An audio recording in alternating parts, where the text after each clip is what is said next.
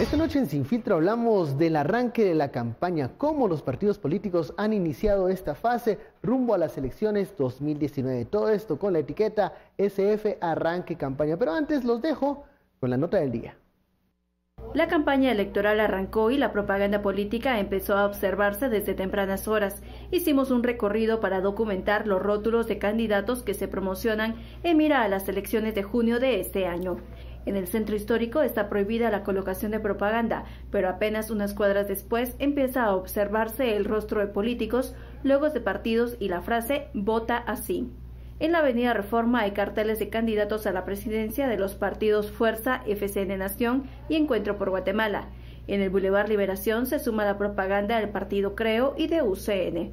La calzada Roosevelt tiene decenas de rótulos pegados en postes con la propaganda de Viva y los partidos ya mencionados. Mientras que en jurisdicción de Misco ya hay propaganda de los candidatos a alcaldes por Todos, Viva, Creo, Vamos y Fuerza. Sobresale el caso del actual jefe edil Neto Brand, quien a diferencia de la campaña de 2015, colocó rótulos en postes y arriates con múltiples fotografías y de diferentes tamaños. Así es como dio inicio la campaña electoral con la colocación de propaganda. Esta terminará el 14 de junio. Pero los candidatos presidenciales también lanzaron su campaña de tierra con simpatizantes.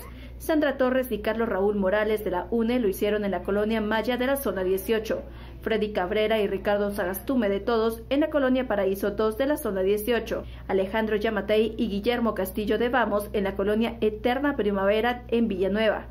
Luis Velázquez y Arturo Soto del Partido Unidos en la sede de la agrupación política y Roberto Arzú y José Farias de la coalición PAN Podemos en el municipio de Chinique en Quiché. Por una Guatemala en paz, Dulce Rivera y Emilio Artiga. Bienvenidos a Sin Filtro. Noche de lunes comenzamos la semana con el inicio de la campaña electoral.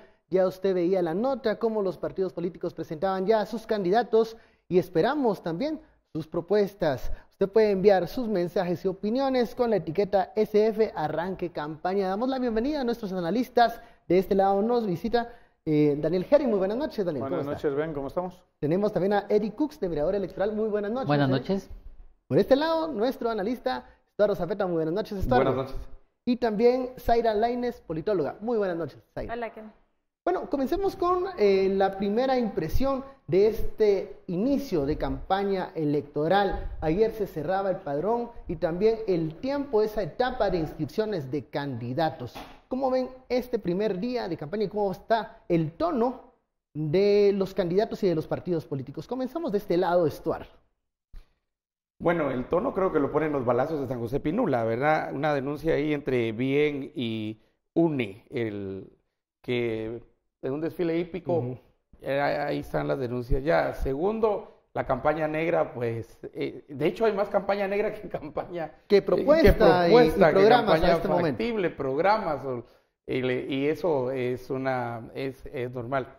Pero yo creo que empieza con tres características que para mí son muy importantes. Primero, el Tribunal Supremo Electoral todavía no ha aclarado muchas de las dudas que se tienen.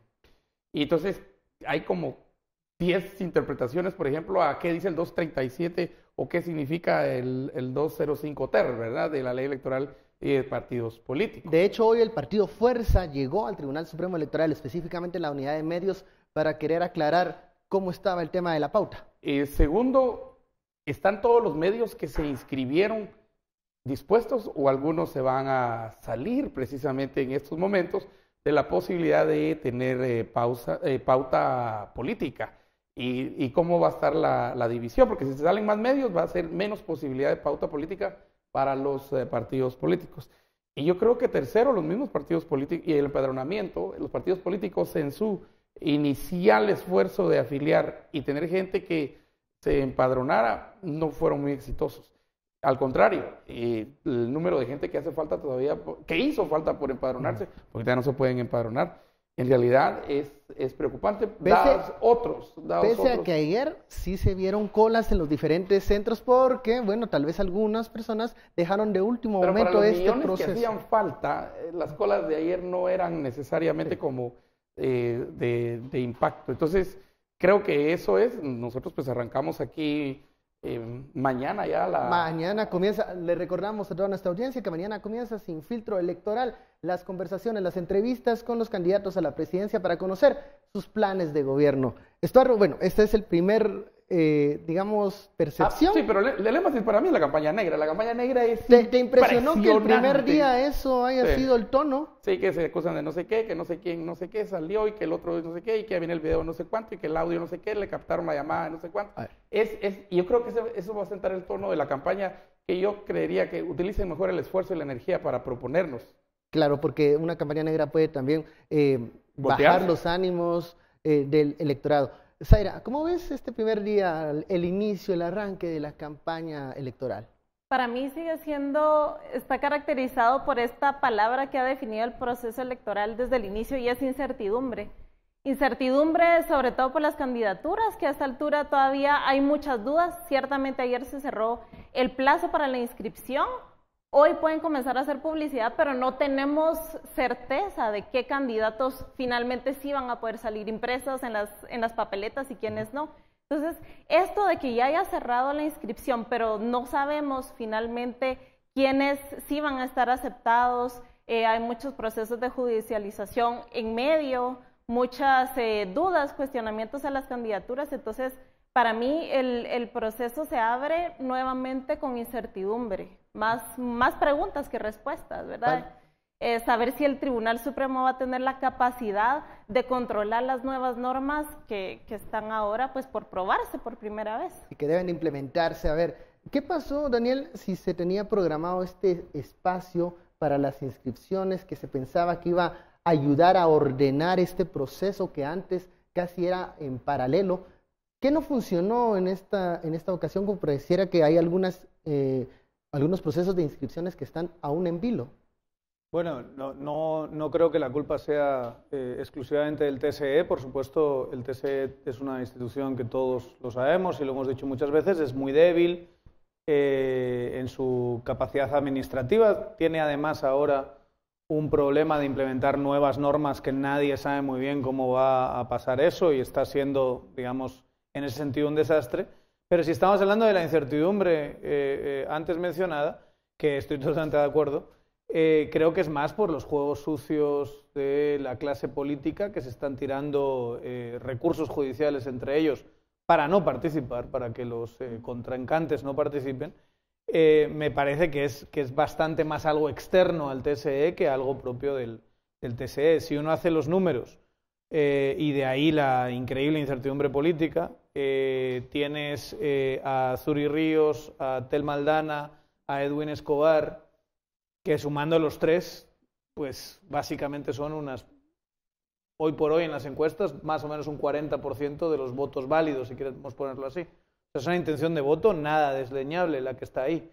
¿Qué pasa si los tres no pueden competir? Cada uno por sus razones. Uno por no tener finiquito, otra porque el finiquito es válido o no es válido, y otra por la famosa prohibición constitucional. Si quitas eso, ese 40%, ¿dónde se va? ¿A quién se va ese 40% de voto? Se va una parte a Sandra, pero después, ¿qué otro candidato es el que puede empezar a crecer? Y ahí podemos tener un escenario de vete tú a saber qué puede pasar. En todos ese pool de candidatos que hay, ¿quién es el que va a agarrar la estafeta y va a subir un poquito? Y yo tengo la sensación de que no va a hacer falta muchísimo voto para ser el segundo en segunda vuelta si se da ese escenario. Si se da ese escenario. Y ese escenario puede ser, bueno, lo que hay ahí, la fauna que hay ahí metida, Dios de mi corazón hermoso, lo que puede acabar siendo esta elección. Eddie, la primera apreciación de este inicio de campaña electoral, ¿qué hay que destacar? Bueno, lo inédito que ha sido realmente es una diferencia que ha existido respecto a la campaña 2015, obviamente enmarcada dentro de todas esas reformas a la ley electoral, pero además recalco el tema de la incertidumbre, pero frente a la incertidumbre está la ley. La cuestión es qué interpretación va a ser la válida y cuál va a ser el criterio que va a definir el Tribunal Supremo Electoral.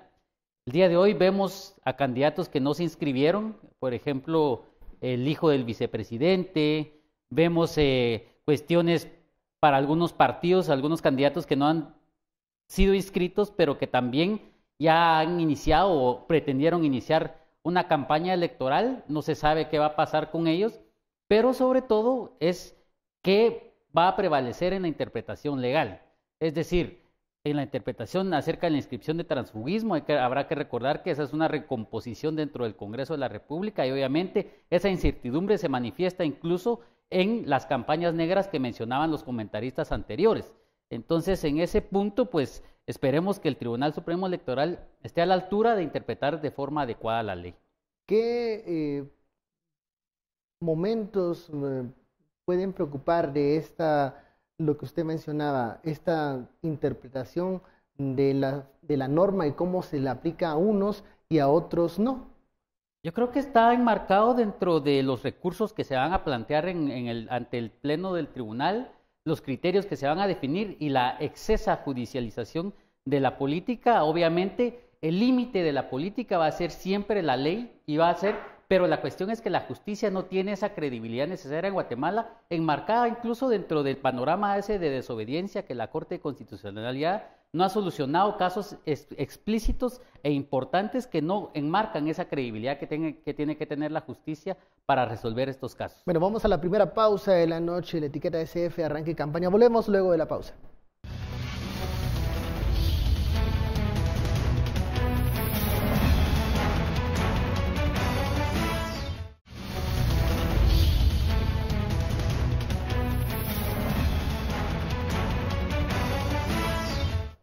Regresamos a Sin Filtro, estamos hablando de este inicio de campaña electoral. Lunes comienzan los partidos políticos a tratar de convencer a los votantes y muchos lo hicieron en esta ocasión por redes sociales. Allí publicaron videos, mensajes tratando de ser novedosos y darle al electorado algo diferente. De lo que notaste este día, Estuardo, videos, algunos de mejor calidad, otros no.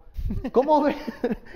Se ríen por ahí. ¿Cómo ves los mensajes? En el de productividad y trabajo que lo sé. Ese es digno de analizar. Espectacular. Pero, ¿qué tan eficiente va a ser la forma como los partidos políticos se van a comunicar ahora en este mundo ya de las redes sociales? Yo he visto 4, 5 videos tal vez de los partidos políticos, posiblemente habrá más, no los he visto todos. Y para principiar, la primera característica que veo es que poca creatividad. De hecho, estaba viendo 2 videos y revisando campañas en otros lugares. Me parecieron, pero casi similares. O sea, cero creatividad y básicamente tomar una idea y tropicalizarla aquí con un candidato, que ha sido uno de los clásicos en términos de campañas en Guatemala.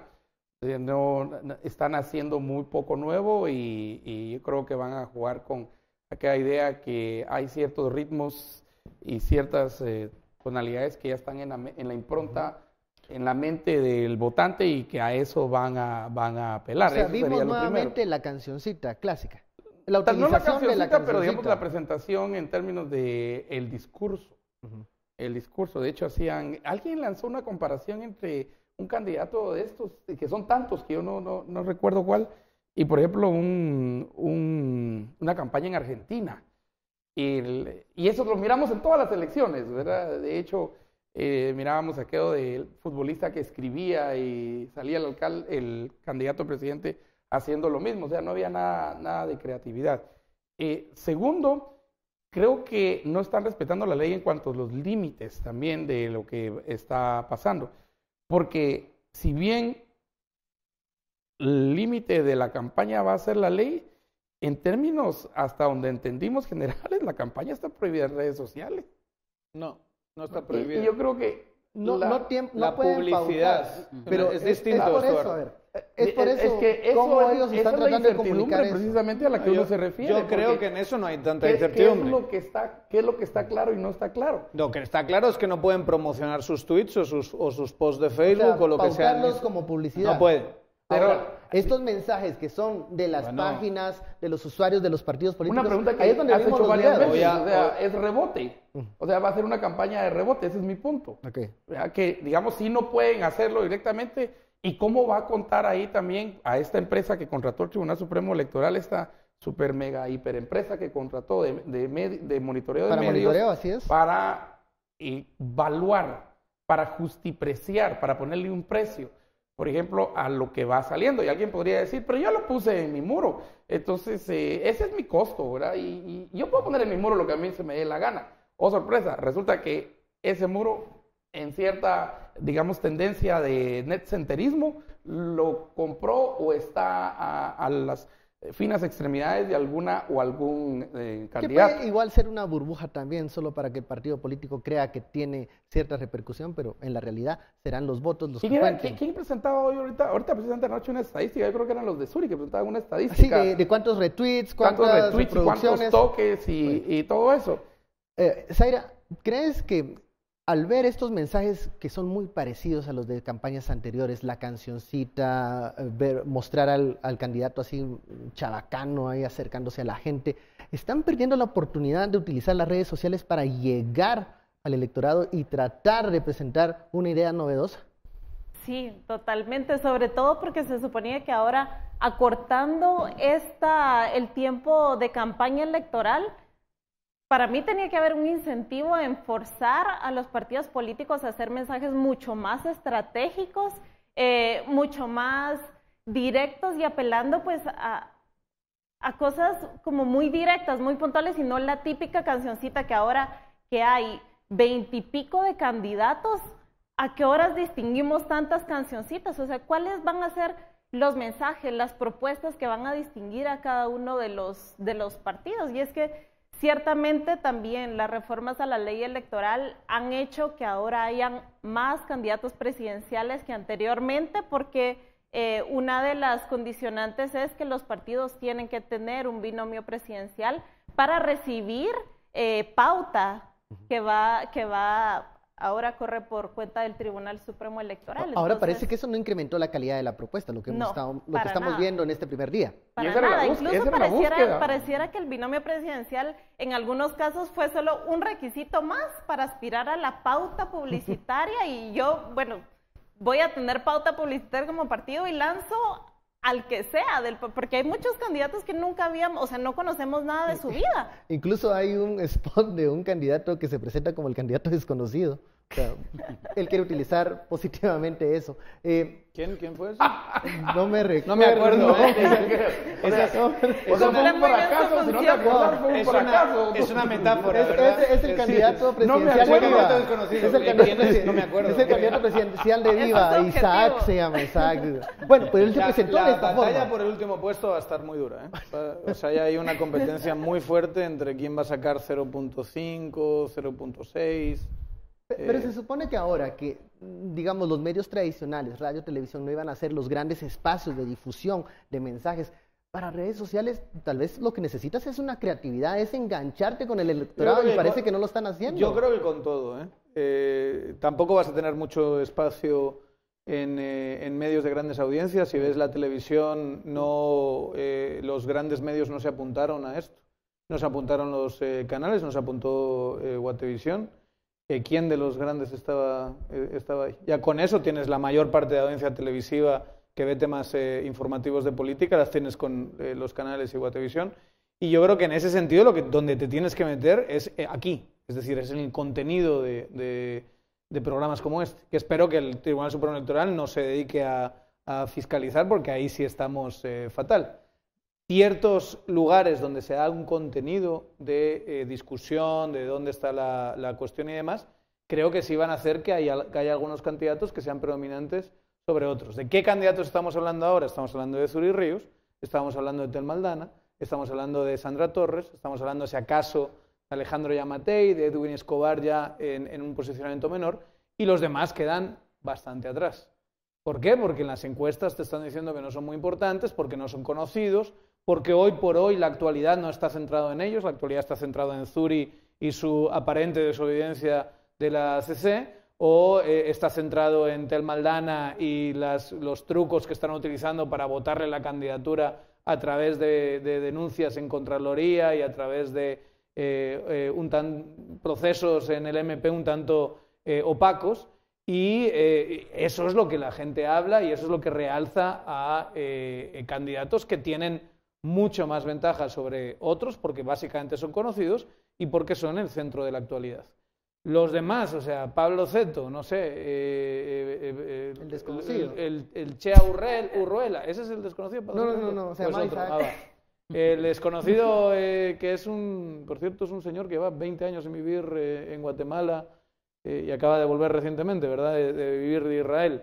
En fin, toda esa patulea de distintos candidatos que realmente no conocemos, va a ser muy difícil que protagonicen espacios como este, espacios de televisivos, de informativos, espacios de entrevistas, espacios de debates, donde los organizadores de debates no van a poner a 22 candidatos a debatir porque sería absolutamente absurdo encontrar un formato que pueda... Exacto, que absorba 22 personas, y si quieres poner binomios, 44 personas ahí, hablando, te da como para 3 minutos hablar, ¿cómo vas a explicar nada de tu posicionamiento político? Entonces sí, hay 22 candidatos, pero en realidad los que van a importar son 6. Ahora, la polémica este día también se dio por quienes podían ya iniciar la campaña electoral. Algunos partidos políticos dijeron, bueno, no me han entregado la credencial, pero entonces estoy entrando tarde. El tema del Partido Valor con Suri Ríos. Estos momentos y estas dudas que tienen los partidos políticos, ¿qué tanto puede afectar el hecho de que no conozcamos el mensaje de todos, porque no todos pueden entrar en este momento? Pues sí, esa dinámica se enmarca claramente en quienes están llamando la atención, pero desde otro punto de vista, no el de la campaña, sino en el que han tenido problemas de inscripción. Por ejemplo, Suri Ríos, digamos, hasta desafiar en algún momento a la Corte, pues creo que considera que con eso está haciendo campaña, incluso convoca gente. Yo creo que ese nivel programático y ese nivel de propuesta ha sido obviado por los partidos políticos, tratando de resguardarse en esa dinámica anterior, o sea, en la que se recurre al populismo, en la que se espera que esas cancioncitas peguen de nuevo. Obviamente ya no se están utilizando los medios de comunicación masivos, pero también respecto al tema del financiamiento, es decir, estamos en una dinámica en la que el financiamiento para poder hacer campaña es solamente de 2 millones de quetzales. Entonces eso limita mucho el tema de cuánto va a expandirse la campaña y da oportunidad para otros candidatos que son como invisibles, como mencionaban, puedan tener algún tipo de chance respecto a candidatos que posiblemente no vayan a ser inscritos o candidatos que tengan problemas o que se les vaya a retirar incluso el tema de la candidatura. Entonces, yo creo que la creatividad va a tener que ser un elemento esencial, pero sobre todo hacer un llamado a los partidos realmente de respeto a la ley y también de que manifiesten sus programas. Pues se espera que tengan verdaderas políticas de gobierno y no se inventen cualquier cosa y no promocionen su imagen como caudillos que siempre han tenido esa tradición en elecciones anteriores. Vamos a la pausa, regresamos luego del corte, seguimos hablando de cómo fue este primer día de campaña electoral.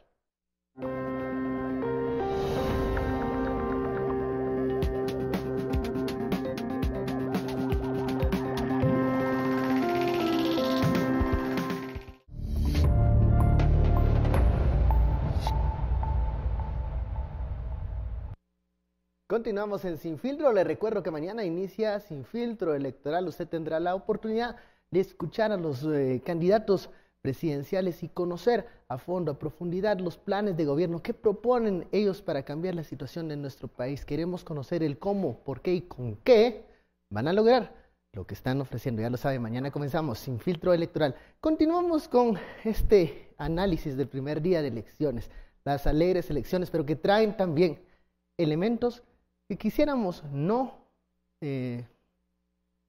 fueran protagonistas de las campañas, de las elecciones, y son los ataques. Ya se han realizado llamados desde el Tribunal Supremo Electoral para tener una campaña de altura, pero parece inevitable, Héctor.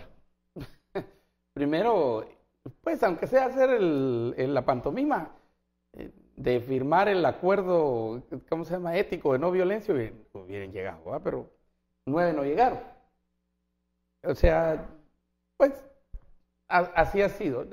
¿Cuál ha sido la tradición en Guatemala? Firman aquí y a la vuelta se están tronando el moco, ¿verdad? Entonces ya eso ya lo sabemos. Entonces, pero empezaron por ahí. O sea, la cuestión está en que creo que los objetivos que se tenía en el cambio a la ley electoral y de partidos políticos, de tiempo igualitario para todos, de posibilidades, todos a estar en presencia pública en términos iguales, y yo creo que presupone, está bajo una premisa equivocada, y es que todos empezaron de conocimiento cero, que el público no tenía conocimiento de nadie, y que desde ahí esa es tu línea basal y de ahí iniciaste, y entonces la gente va a empezar a conocer a muchos de los candidatos de hoy en adelante.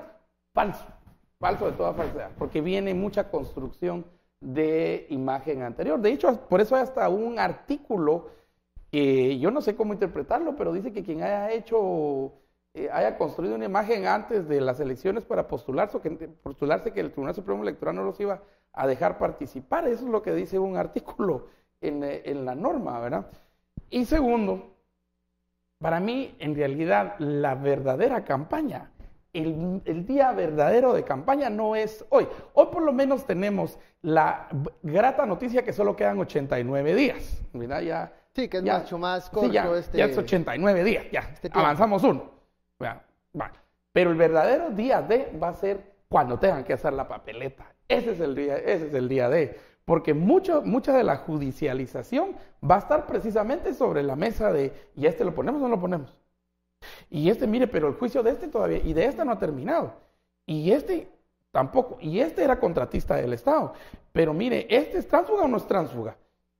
Entonces, ¿quiénes van a ir en la papeleta? Ese va a ser, a mí me gustaría tener muchas cámaras encima de quienes decidan en una mesa quiénes van y quiénes no van en las, 50 millones de papeletas, 60 millones de papeletas que hay que mandar a imprimir, porque eso va a ser dentro de estos 90 días. Incluso se puede llegar a aquella situación de que los rostros que aparezcan en la boleta, pues algunos de ellos no van a tener validez, aunque y regresar las papeletas y anular esos impresa rostros. Esa boleta es algo que está analizando el tribunal. Me recuerdo que también aquí cuando se habló con la directora electoral, también se estaba analizando incluso el tamaño de la papeleta, porque ahora recordemos, somos 20 y tantos binomios. Te puedes imaginar si lo van a hacer más amplio, lo van a reducir.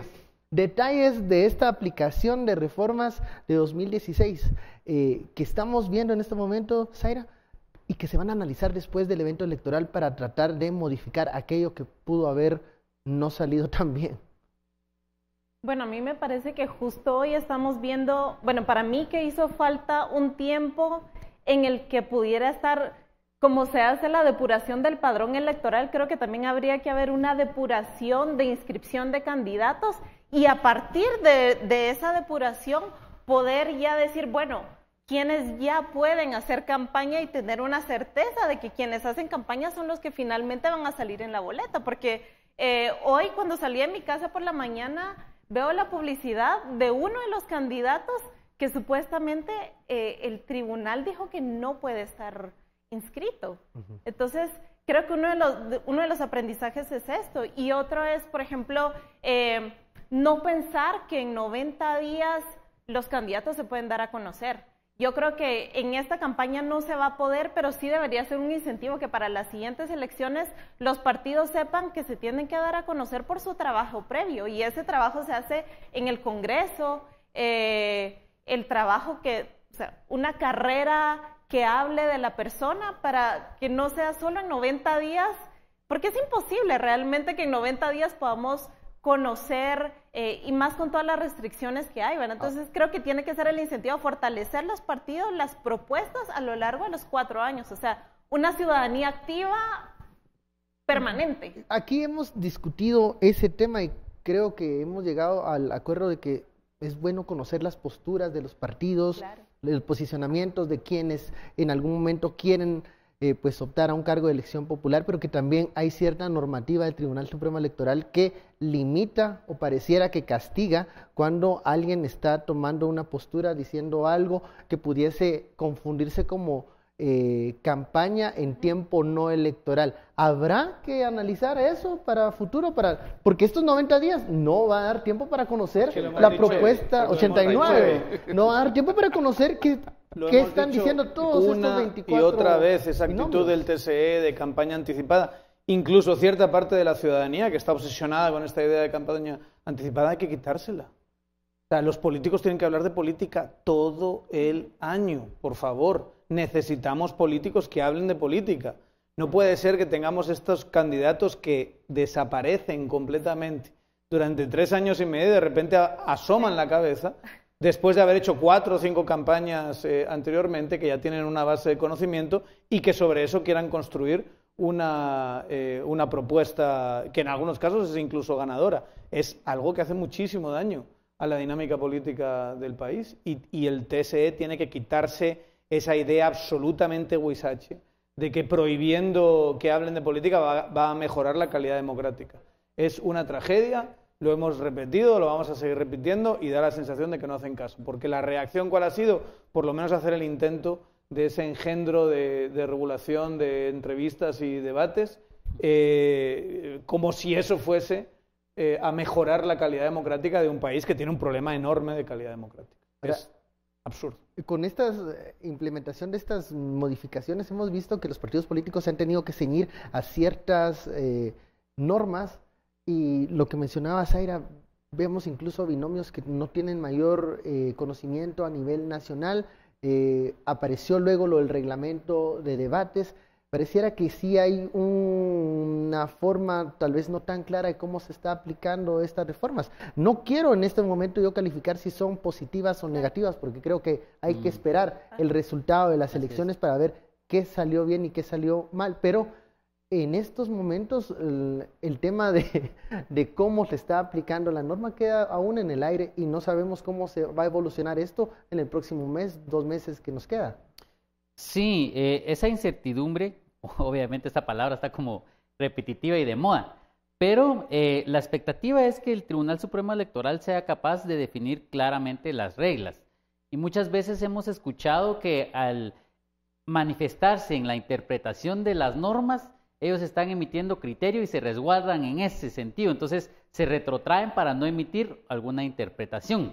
La cuestión es que la interpretación o emitir un criterio se da en casos específicos, o sea, no adelantar un criterio se da cuando ya se conoce de un caso específico. Es como los jueces, cuando dan un criterio es cuando ya están casi juzgando a una persona previo a dictar una sentencia. En este caso, el Tribunal Supremo Electoral, yo creo que debe ser claro en las interpretaciones y eso no es malo, o sea, tiene que tener muy claro cómo se van a definir las reglas y las reformas a la ley electoral y de partidos políticos. Y obviamente tiene que existir equilibrio.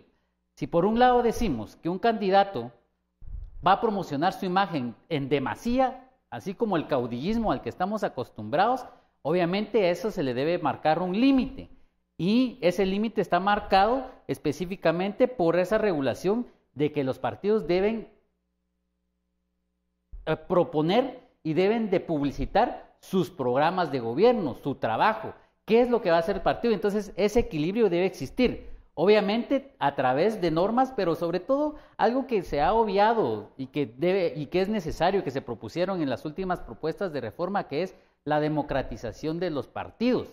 Es decir, el trabajo de base, el trabajo de formación política que se ha obviado, y eso pasa por mucho tema de educación y que el Tribunal Supremo Electoral debe privilegiar, no solamente para el periodo electoral, sino durante el trabajo que se hace durante 4 años, porque esa falta de formación política nos lleva a lo que estamos viendo ahorita, que es una incertidumbre, porque los candidatos se quieren promocionar en demasía y aparte que los partidos quieren obviar sus programas, si es que los tienen. Yo hago una pregunta acá a los 4. ¿Es por medio de las leyes, de las normas, que se va a democratizar un partido político, que van a mejorar la calidad de los candidatos? Yo creo que no, porque definitivamente la cultura política de Guatemala ha demostrado que estamos años luz atrás de lo que aspira a una democracia. Sí puede obligar en algunas foros, por ejemplo, creo que la democracia interna de los partidos políticos, para que las candidaturas no sean a dedo, sino que sean las bases realmente, creo que sí puede ayudar. Pero bueno, estrictamente desde la ciencia política, por ejemplo, los partidos políticos tienen que fungir un papel de intermediarios entre la ciudadanía y el Estado, de formación política, de discusión política, presentar ¿cuáles son esas formas, esas propuestas a través de todo el espectro ideológico que puede haber de cómo abordar los problemas? Y la ciudadanía no está teniendo este abanico de opciones para saber qué propuestas hay para abordar los temas. Entonces, me parece que sí, definitivamente los partidos políticos, una vez más estamos viendo que terminan siendo un vehículo nada más electoral, como ya lo han evidenciado muchísimos estudios. Definitivamente, a lo mejor deben haber ciertas leyes para obligar a la democratización interna de los partidos políticos. La norma cambia las actitudes y acciones de los grupos partidarios. No, porque fíjate que nuestra tradición es caudillista, pues, o sea, nuestro caudillismo es no solamente muy fuerte, sino que nuestro caudillismo, pegado al compadrazgo, y luego al amiguismo, y luego a repartición de botín, ahí ya, pues, esa es la fórmula perfecta para no tener eso que llamamos democratización de los partidos políticos. Por ejemplo, o sea, los partidos políticos en realidad son chamusca. Se forman básicamente como nos formamos de patojos todos en la cuadra, ¿verdad? Y nos dividimos, ¿quién es este? ¿Verdad? Este para allá y uno para allá, ¿quién es este? Y entonces jugamos, no hay reglas, no hay tamaño de campo para ellos, 2 piedras es la portería, o sea, es una chamusca. Y nos juntamos para jugar chamusca. Bueno, llegan a las 6 de la tarde, todo el mundo para su casa, todos chucos y todos para su... Así es, llega el 16 de junio y así vamos. Pero, digamos, y la ley todavía le hace un daño al sistema cuando, por ejemplo, en el 205 prohíbe no sé qué al Congreso, transfugismo en el Congreso y no sé qué más. Y en el 206, ustedes, señores alcaldes, Juleneron, ustedes sí pueden hacer transfugismo, no lo pueden hacer 3 años. El cuarto, denle mucha. Se queda uno entre el 205 Terry y el 205 Terry y el 206. Uno dice, esto está mero raro, pues, porque en unos casos sí, en unos casos no. Porque en unos casos sí y en otros no. ¿Se puede para todos o se le permite a todos? Y estoy hablando de algo que ha sido gran tema durante todo este tiempo, que es transfugismo. Vamos a la pausa y seguimos hablando de esto. Mejores candidatos, más democracia en los partidos. Esto tenemos en 2019. Regresamos luego de la pausa.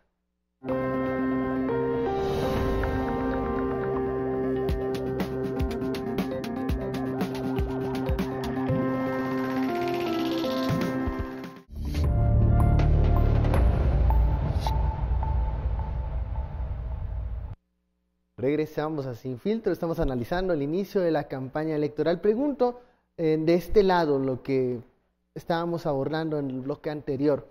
Se habla mucho de las reformas de 2016 que están dando forma a esta nueva manera de campaña electoral 2019. ¿Son las leyes las que pueden ofrecernos mejores candidatos, más democracia en los partidos?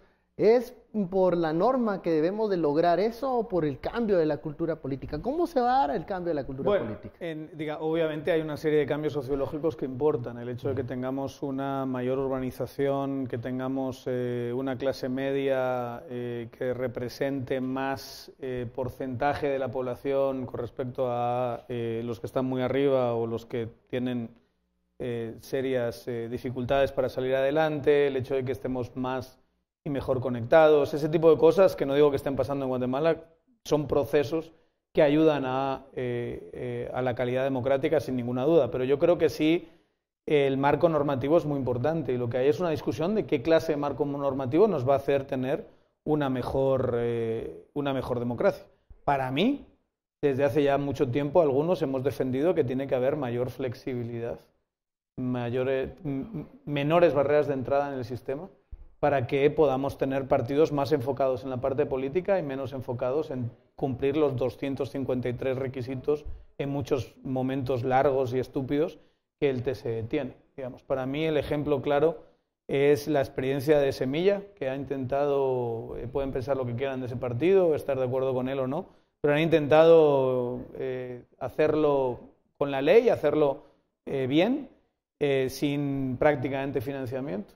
Y lo que se han encontrado es que se han desgastado cumpliendo con los procesos exigidos por el TSE y no tanto centrados en la parte más política. que si me daban unos formularios, que yo tenía que ir a buscar la firma, que volvía con el formulario limitado en tiempo o digamos en número de firmas, y me los tenían que aprobar para darme un nuevo formulario. Lo que cuenta, por ejemplo, el secretario de Semillas, Samuel Pérez, es que le rechazaron su propia firma en el proceso, lo cual es delirante.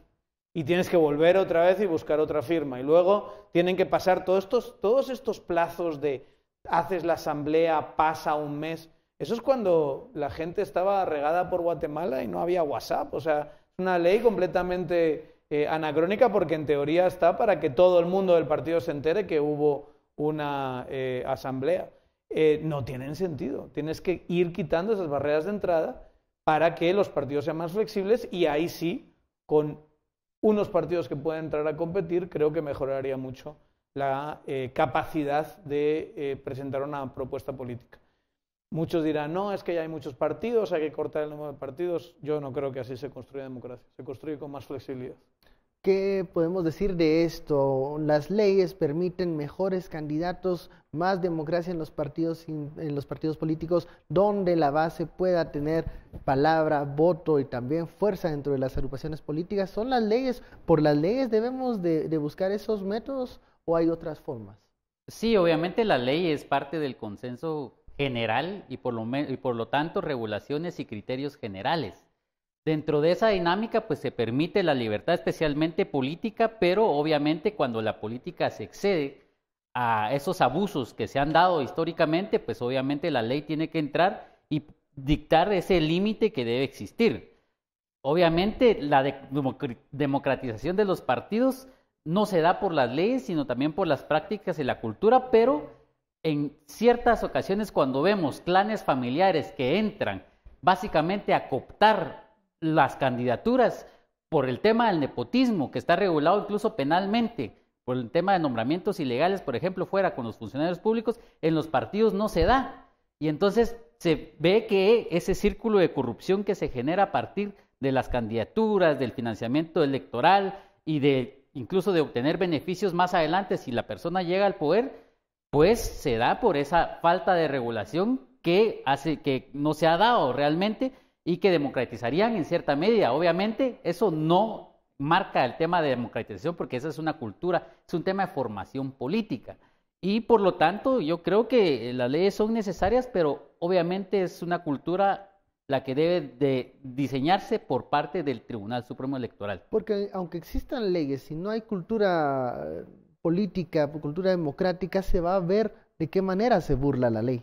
Pero creo que ese es el problema que hemos estado viendo durante el periodo de inscripciones, con algunas estrategias de ciertos grupos y agrupaciones políticas, y también de una forma de cómo se cumple la norma, pero a la vez no se está respetando lo que en esencia se supone que era lo que buscaba esa modificación.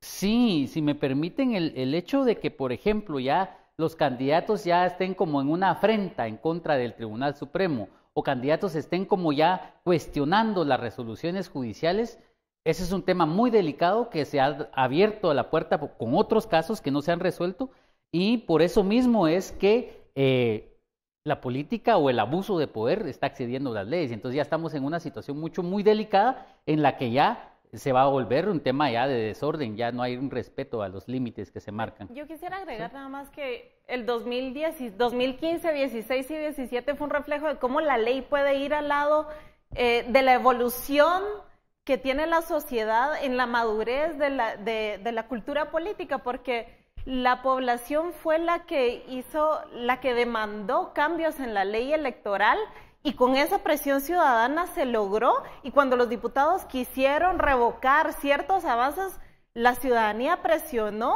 y no lograron revocar esos avances que habían en la ley electoral que perjudicaban a los políticos que de una u otra manera se están beneficiando del sistema como está. Entonces, creo que la ley de por sí sola no va a lograr mejores cambios, pero sí puede ir al lado del crecimiento de la ciudadanía. Sí puede provocar mucha discusión que en estos años 2015, 16, 17 se lograron. Sí, y que ha politizado, claro, creo, a la sociedad.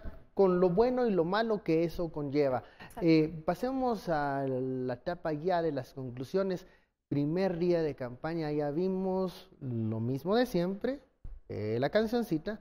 Vemos algunos esfuerzos también de querer ser novedosos y explicar sus programas de gobierno, sus propuestas de una manera diferente de algunos candidatos. Y también vimos la mal llamada, típica, clásica campaña negra. Aún no sabemos quiénes van a ser los candidatos. Hay un signo de interrogación en por lo menos 2 candidatas que parecen tener un buen caudal de intención de votos. No se sabe qué va a pasar con ellas. ¿Qué podemos esperar de las siguientes semanas? Estas las conclusiones. Más de lo mismo, creo yo, en términos de la campaña, la canción y la gira y todo eso. A mí me gustaría que tal vez en cierto momento ver cuál es el listado de financistas que se inscribió, porque ahí es donde tendríamos que empezar precisamente con lo que han propuesto de transparencia. Usted quería dar tamales al chuchito. Bueno, chuchito ya no se puede utilizar, esa palabra ya no se puede utilizar en Guatemala porque le pueden malinterpretar y creen que uno está haciendo cosas como en Cobán, pero no. ¿Por qué no tenemos conocimiento y es pública la lista de financistas? Esa sería una buena pregunta. Empecemos por ahí, pues, vaya. Porque para poder dar los tamales, para poder dar el payaso, para poder dar la disco, para poder dar digamos, el transporte, todo eso, antes de eso había que inscribirse como financista para poder donar dinero, lo que sea, gorras, pantalones, playeras, banderas, cosas que se están pegando, eso se va en un libro. Los financistas pues tienen un registro y su cuaderno y dicen, pues doné tanto, tienen un límite hasta 2.9 millones de lo que pueden dar, sea un partido o a varios. Entonces, conocer eso.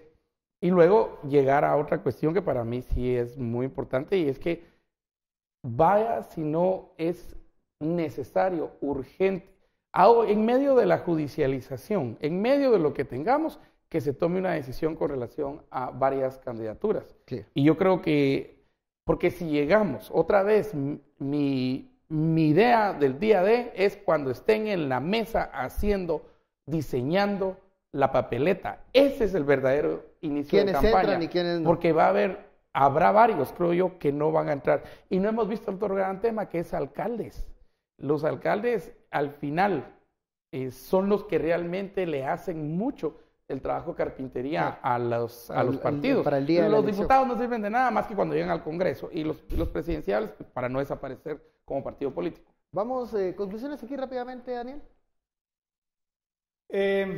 Esta campaña empieza siendo un desastre. Creo que buscábamos, digamos, una capacidad de renovación, buscábamos una